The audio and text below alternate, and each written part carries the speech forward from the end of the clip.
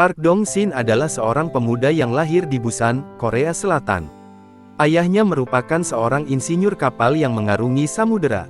Park tumbuh dan akrab dengan budaya dan ras lain karena dirinya bertemu dengan berbagai orang asing yang berkunjung ke rumahnya. Ayahnya selalu memberitahu Park akan hal-hal menarik tentang mereka sejak usia sangat muda. Ayah dan ibu cukup religius dalam beragama dan membesarkan saya.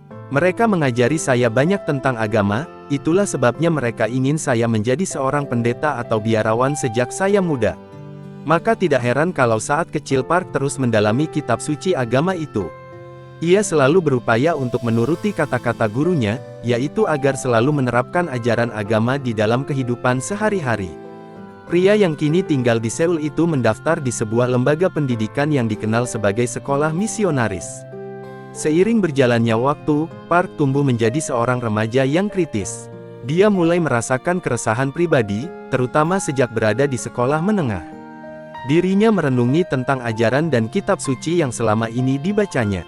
Di berbagai kesempatan, saya sering bertanya kepada tokoh agama yang dihormati. Karena saya merasa mulai sangsi dengan berbagai doktrin yang ada, saya terus bertanya-tanya di dalam hati, kenapa seperti itu? Dulu Park sudah mengenal sedikit tentang Islam melalui berbagai bahan bacaan yang didapat dari perpustakaan. Dalam ajaran Islam, ada penjelasan para nabi, seperti Musa, Daud, Ibrahim, dan Isa. Dikatakan bahwa semua utusan itu menyembah hanya kepada satu Tuhan. Ini berlainan dengan pernyataan yang mengatakan bahwa Isa adalah anak Tuhan. Tetapi Isa mengatakan dengan jelas, jangan katakan bahwa aku adalah Tuhan, kamu tidak bisa pergi ke surga karena mengatakan bahwa aku adalah Tuhan. Hanya mereka yang mengikuti firman Tuhanlah yang akan pergi ke surga. Isa menyatakan secara tegas bahwa dirinya bukan Tuhan. Dia mengatakan kepada orang-orang untuk tidak menyembahnya. Bagi Park, kesesuaian antara perkataan Isa dan ajaran Islam menimbulkan konflik di dalam batinnya. Dia merasa harus menggali lebih dalam lagi tentang agama yang dibawa oleh Nabi Muhammad itu. Melalui berbagai bacaan, Park mengetahui tentang beberapa aspek dasar di dalam Islam, misalnya rukun iman dan Islam. Dia jadi tahu tentang sholat. Gerakan sujud itu sungguh menandakan kepasrahan yang total dari seorang hamba kepada Tuhannya.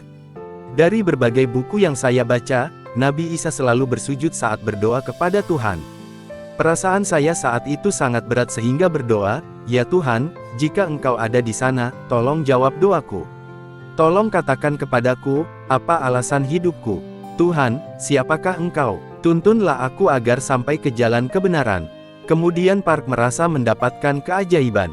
Dia menemukan satu kalimat yang menggugah pikiran dan hatinya, yang ditemukan dalam suatu buku kecil tentang Islam.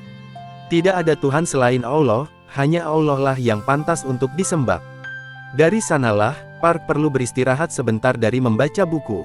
Dia merenungi tentang apa yang telah diperolehnya selama ini. Dirinya pun merasa kalimat tersebut sangat efektif dalam menegaskan kepercayaan akan Tuhan yang tunggal. Baginya, inilah kebenaran yang tidak terbantahkan.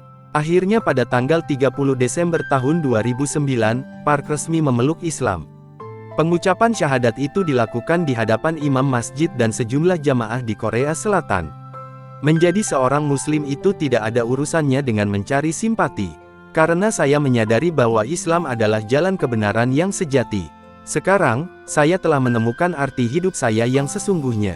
Seperti yang Anda ketahui, firman-Nya ada di dalam Al-Quran, dan tidaklah aku menciptakan jin dan manusia, kecuali untuk beribadah.